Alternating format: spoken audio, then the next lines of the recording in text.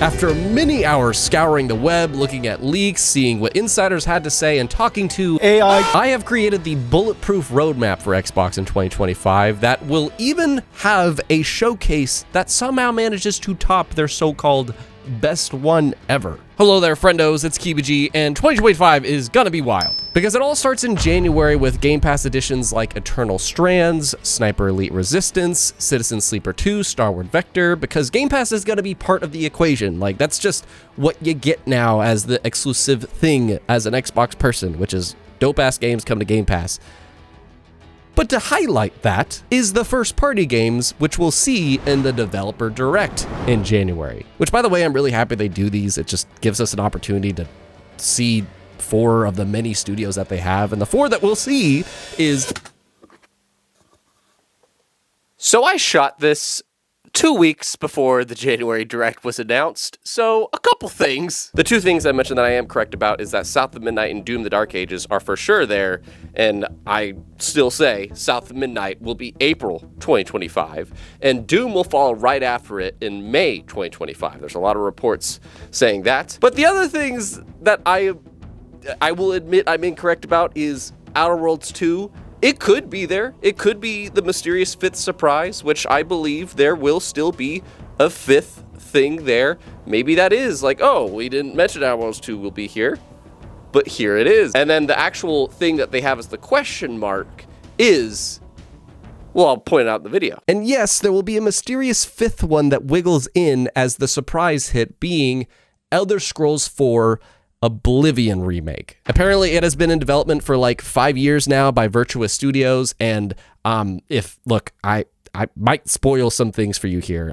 If you don't want things spoiled, don't listen to the Prophet, because that is that is what I am. But yeah, that'll have a release window of summer 2025. But the other 2 out of the 4 will be Outer Worlds 2, which will just get a fall 2025 release window, and Fable will just get the general 2025 release window from Playground Games. However, this game might be swapped out with another one that's going to come up later.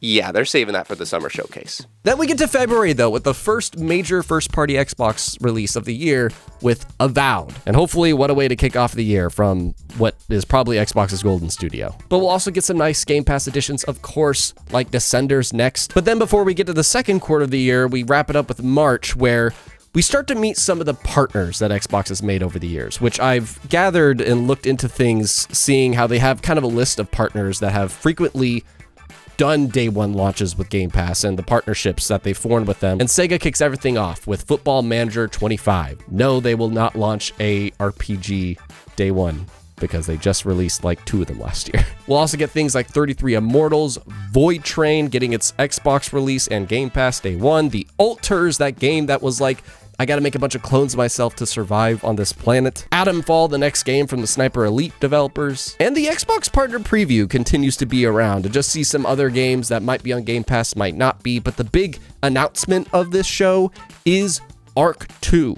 We finally get to see the gameplay of this game, as well as find out it has a fall 2025 release, which they have said it's on track for. But then we get to quarter 2, where it's kind of do or die. If by this time you haven't hooked people in before GTA 6 comes out, you're in trouble. But April isn't a bad month. We have a lot of Game Pass gets like Bushiden, Dead Static Drive, Sleight of Hand, Subnautica 2 launches early access, Wheel World from Annapurna, and of course, the next big major first-party release with South of Midnight, which is like top 5 most anticipated games of the year for me. I did a video about that. But we get another show with ID at Xbox, which isn't gonna, blow your mind either, but you're gonna get a lot of nice indie stuff. You'll see Lost and Random, The Eternal Die for 2025, but also some things that I want to say we're gonna kind of get some gets in that show that are coming to the platform, like Mio, Memories in Orbit, please, from Focus Entertainment. Time Flies as a comfy game to play over the summer in 2025, and Way to the Woods as a Game Pass get in 2025. But we take a break from the showcases as we go to May,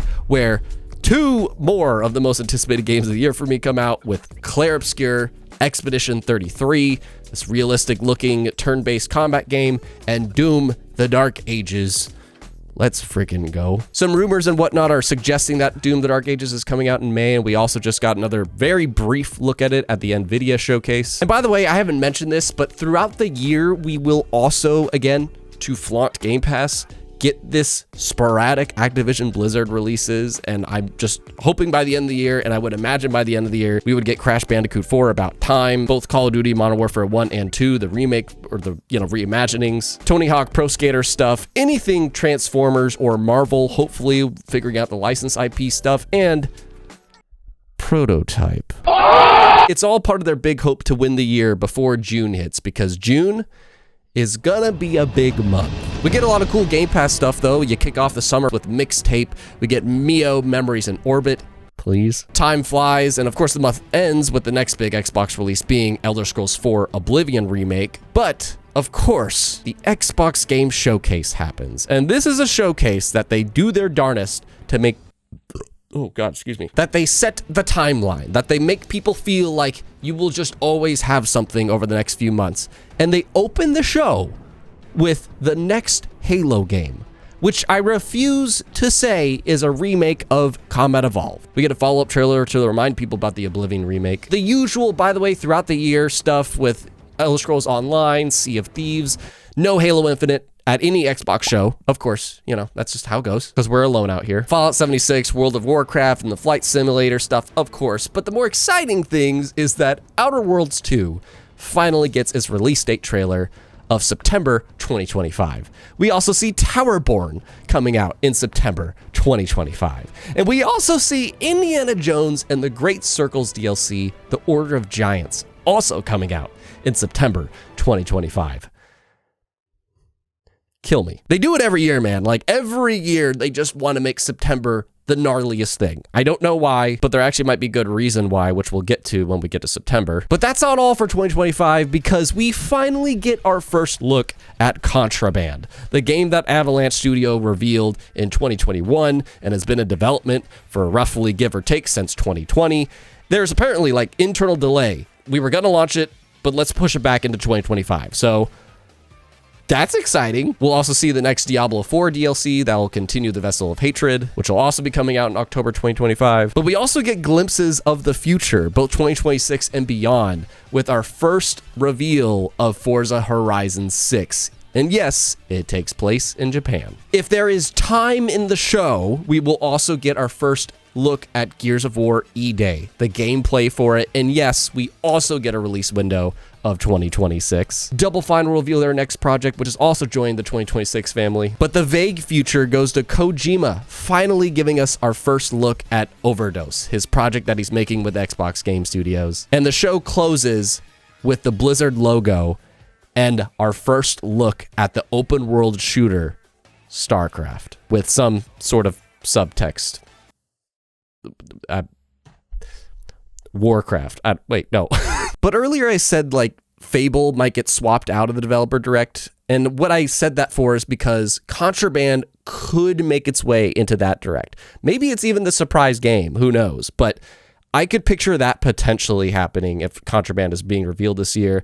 And if they want to continue the trend of Starfield, Call of Duty Black Ops 6, this year I would imagine Fable is that big game that they want to say, hey, stick around for the Fable Direct after the show, which will get its risky November 2025 release date. You'll understand what the risky means in a moment. But it's a packed show. There's third-party stuff, there's indie stuff, but did they make their footprint in time? Just like I'm wondering if I've made a footprint with you, because every one of these videos, I'm hoping for 100 likes. So if you're enjoying this, leave that, especially if you haven't reached it yet, or share it with a friend.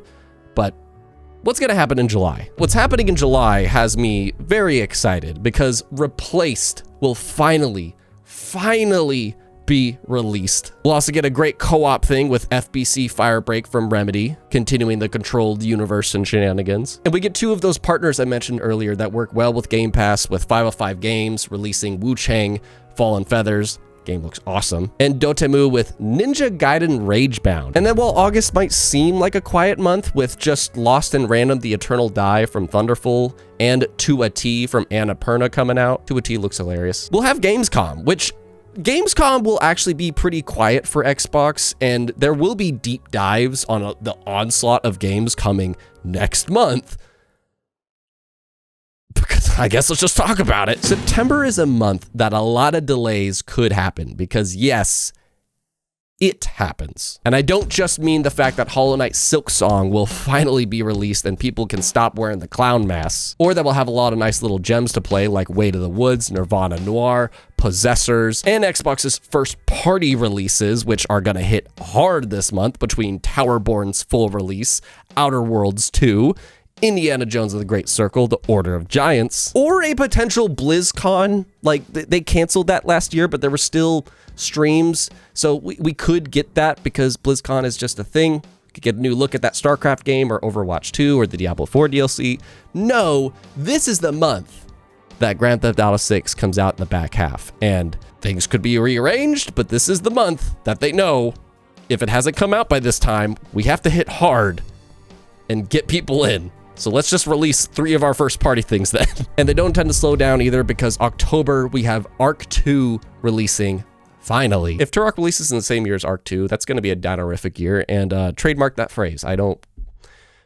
If you like the steampunk aesthetic, then Vapor World Over the Mind is another Game Pass get we'll see in October, and Contraband is finally released. It's too good to be true, but it happens. But we also get our final Xbox presentation of the year with the last Xbox partner preview, which the big moment of this one will be the routine release date. A game that has been in development in like, I think over 10 years now.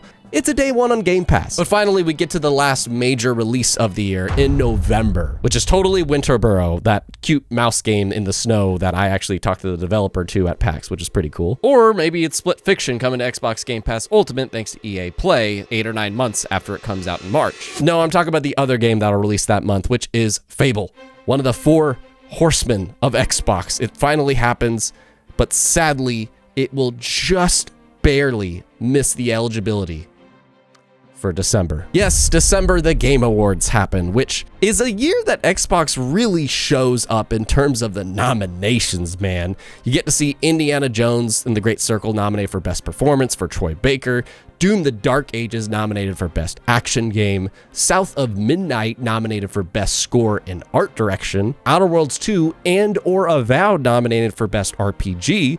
It's a good year in terms of accolades, and that is something else that Xbox hopes. That's how people go to PlayStation and Nintendo. They just make good games. But 5 years ago, Xbox did a very big surprise at the Game Awards, and they do it again.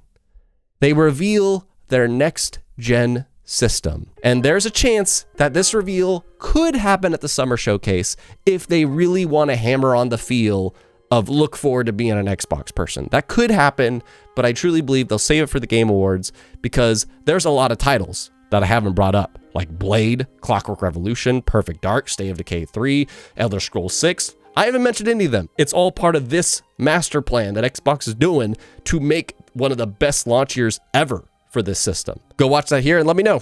Is the timeline accurate? What are other crazy predictions you have for 2025 with PlayStation, Nintendo, third party, whatever?